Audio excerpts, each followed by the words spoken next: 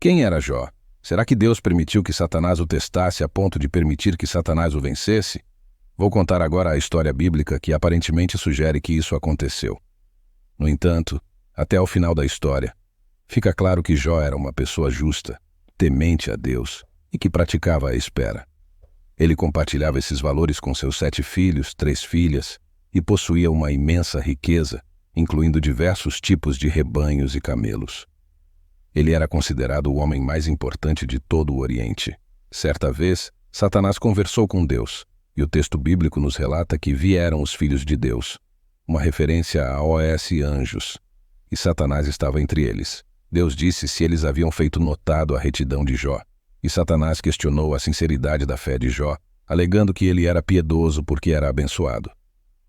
Satanás desafiou que Jó blasfemaria contra Deus se perdesse tudo.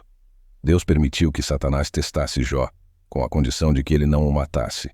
Satanás então desencadeou uma série de tragédias sobre Jó. Primeiro, bandidos roubaram seus rebanhos e mataram seus servos.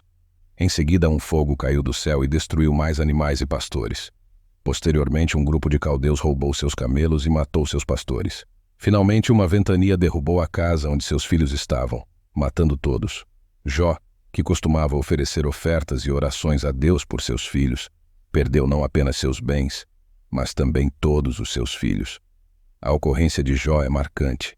Mesmo no meio do meu sofrimento, ele proclama: Nu saiu do ventre de mãe, e nu tornarei para lá. O Senhor o deu, e o Senhor o tomou. Bendito seja o nome do Senhor. Ele reconheceu que tudo o que possuía veio de Deus, e que Deus também tinha o direito de tirar. Jó não blasfema contra Deus. Mesmo diante de tamanhas perdas, Satanás retorna a Deus pela segunda vez, desafiando que Jó só manteria sua fé se sua própria saúde fosse afetada. Deus permite que Satanás aflija Jó com uma doença profunda, cobrindo seu corpo com úlceras dolorosas. A esposa de Jó sugere que ele amaldiçoe a Deus e morra, mas Jó se recusa, mantendo sua fé em Deus. Amigos de Jó chegam para consolá-lo, mas acabam questionando a justiça de Deus, insinuando que Jó deve ter pecado para merecer tal sofrimento. Eu argumento que, mesmo sem entender o motivo do seu sofrimento, ele nunca pecou. Sua fé permanece inabalável. No final, Deus abençoe Jó novamente, restaurando sua riqueza e dando a ele mais filhos. Deus também adverte os amigos de Jó por terem pecado ao questionar a justiça divina e pede que Jó ore por eles. A história de Jó nos ensina sobre a fé, a justiça divina e a complexidade dos caminhos de Deus, que nem sempre compreendemos. Jó manteve sua fé mesmo em meio a adversidades extremas, e sua história continua a inspirar aqueles que enfrentam desafios em sua fé e compreensão da vontade de Deus.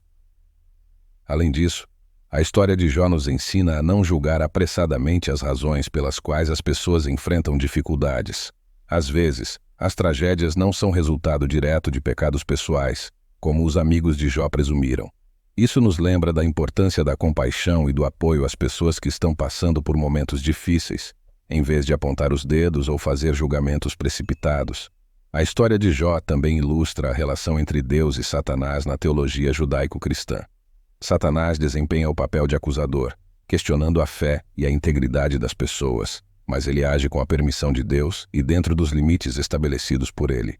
Isso destaca a soberania de Deus sobre todas as coisas, incluindo as ações de Satanás. Na última análise, a história de Jó nos lembra da importância da fé e da perseverança diante das adversidades.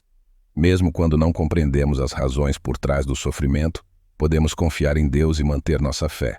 Jó, apesar de todas as provas, nunca blasfemou contra Deus, e seu exemplo continua a inspirar as pessoas a permanecerem firmes em sua fé, independentemente das situações.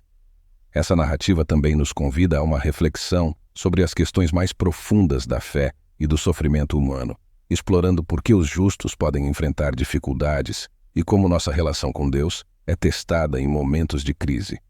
Ela nos encoraja a buscar um entendimento mais profundo da natureza de Deus e da nossa própria fé, mesmo quando as respostas não são óbvias.